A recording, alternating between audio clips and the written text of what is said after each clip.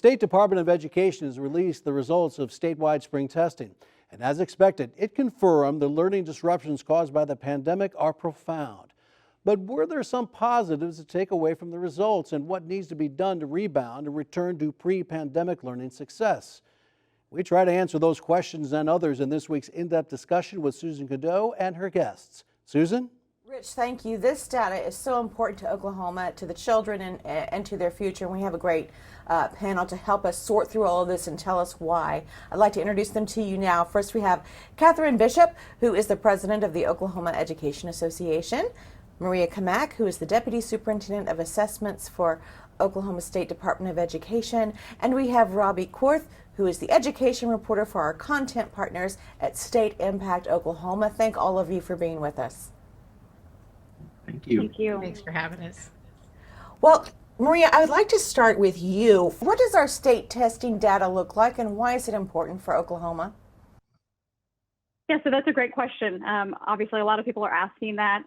As what we can see at the state level is that scores and performance was impacted by the pandemic and the disruptions that kids and schools and communities faced over the last 18 months. And can you tell us how our children did compared to previous years, pre-COVID, pre-quarantine, pre-learning at home? Yeah, so that's, I can say that across the different content areas, we have our math and our reading and our science scores, scores decreased from previous years. But that is also a challenging question as we unpack these data because participation and enrollment looks very different than it has in any other year.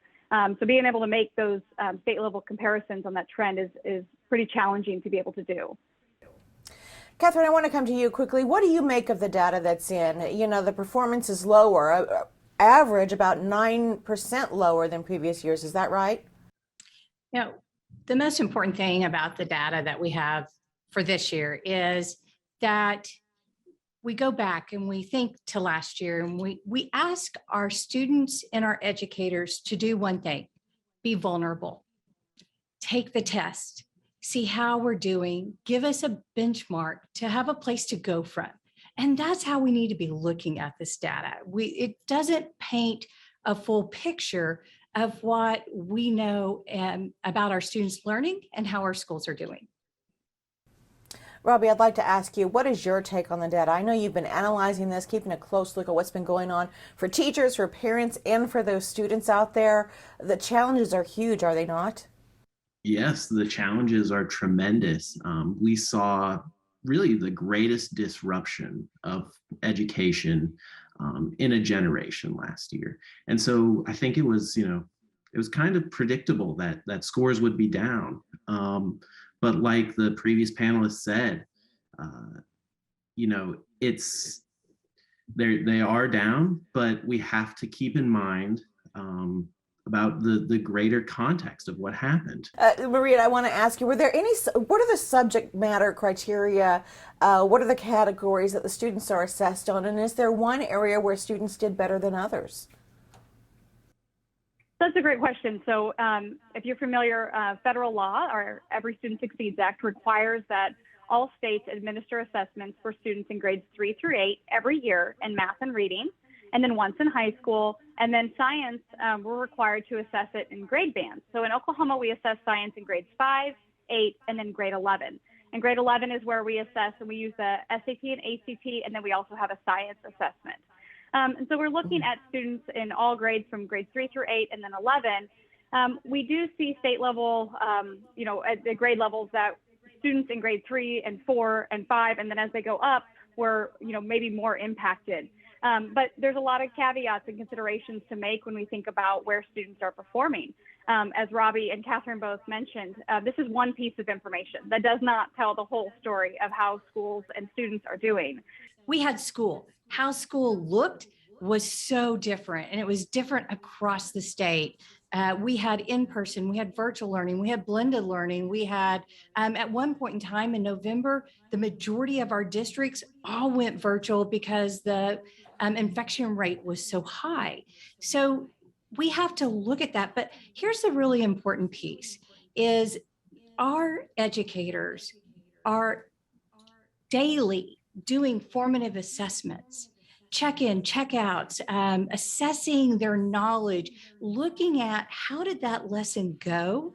What do we need to do differently? What strategies do we need to implement? Or where are the gaps that a student may have, and how do I need to reteach that?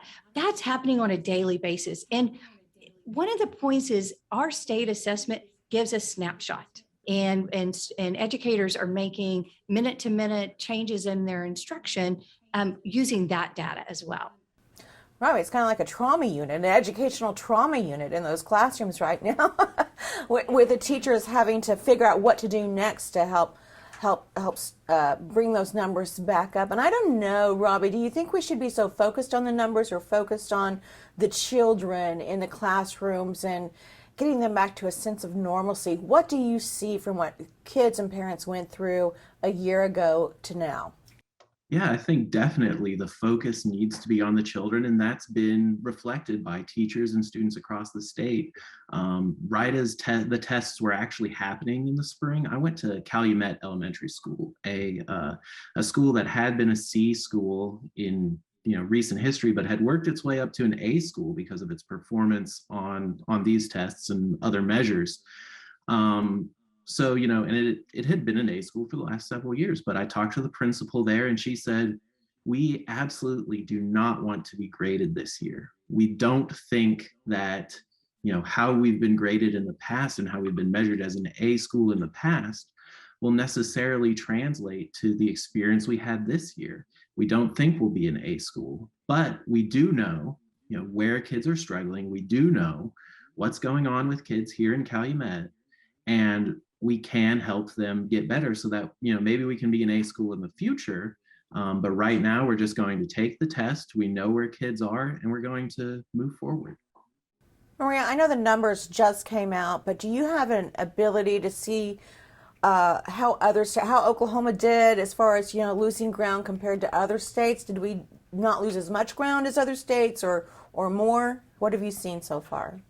So the really only assessment that we have that kind of crosses state lines like that is the National Assessment for Education Progress, our NAEP assessment, that's given every other year in grades 4 and 8 and sometimes in grades 12. The great news is in 2017, when we reset our assessment program, we had these more college and career readiness state standards, our academic standards, and then we had assessments that were aligned to these expectations. So the complexity that these standards are asking for is reflected in these assessments. So these assessments, their performance expectations are pretty aligned with the national expectation. So we can't necessarily look and compare state lines to other assessments, but the expectation on the National Assessment for Educational Progress that I mentioned, our expectations are very, very closely aligned with that. So this is a moving target right now for the State Department of Education, is it not? I mean, the numbers just come in. You guys don't instantly know what to do. So I'm going to put a question to you. You may not have the answer to, but do you look at, okay, I'm going to see how much growth. We're going to see how much growth Oklahoma classrooms and students have a year from now. Is the pressure on teachers now to make up ground this year? So I think that there's a couple of things, and that Robbie pointed this out just a minute ago, is that we are not having an accountability system or A through F letter grades. We will not have report cards this year for just that reason, as Robbie pointed out. Last December, the State Board of Education disentangled assessment from accountability, and we asked the U.S. Department of Education for a waiver for these annual meaningful differentiation where we have our report cards. And we received that waiver because we knew it was important to get this information so we could understand the impact that the pandemic has had. But we were not in a place to evaluate schools or really draw inferences at this point. Right now, we are trying to describe the learning conditions across the state because that, each community, as Catherine mentioned, all experienced something different or slightly different. Districts and schools, nothing was uniform. Kids went in and out of class, even within one classroom. Teachers faced disruptions between students being in and out. So their lesson plans, they had to be able to, any given objective for the day might have had to be administered in 6 different ways because of the learning conditions.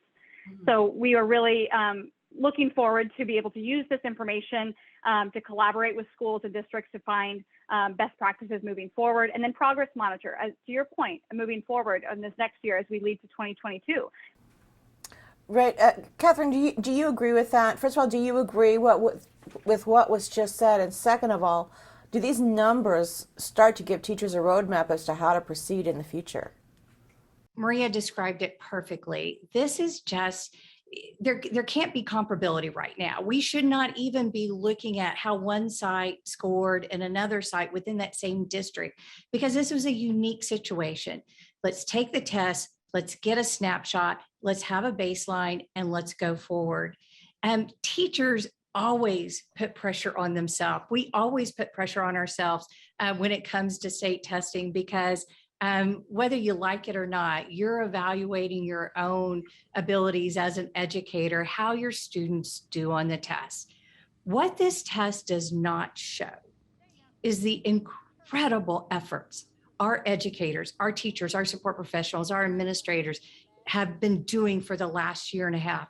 This test doesn't show the millions of meals that were fed to kids. They do not show the resources that we got out to our communities to help with mental health supports. It doesn't show the extra effort that the community in itself did to support our education system. So it is a snapshot, and we need to continue to look at it in that perspective, and to make sure that we're not over focusing on these scores. We use them, we learn from them, we go forward. Robbie, we're getting close to our time, but I want to ask you quickly. Have you been hearing from parents throughout all this, and even now? How are they feeling now? Are they feeling better? Are they worried? What do you hear?